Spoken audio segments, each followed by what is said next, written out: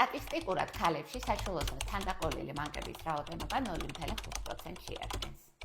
საშვილოსნოს განვითარების ანომალიების ნეგატიური შედეგი ის არის, რომ ის ხშირად ხდება პირველადი უნაყოფობის, მშობიარობის შემდგომი სიზღლდენის, აგრეთვე საშვილოსნოში და განვითარების პერიოდში ნაყოფის დაღუპვის მიზეზი.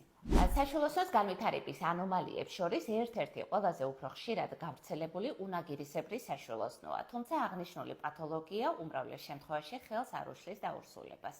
თუ ასეთი საშვილოსნოს დროს საშვილოსნოს ფუძეში თან ტიხარი არის, ესეთი ორსულობა შესაძლოა დამთავრდეს თვითნებითი აბორტით, თუმცა ამავე დროს შესაძლებელია ყოველგვარი გართულების გარეშე ჩაიაროს. საშვილოსნოს განვითარების ანომალია აგრეთვე ორქიანი საშვილოსნო, რაც გულისხმობს საშვილოსნოს ორ ქად გაყოფას და მათ ერთ ღრუში შერწყმას.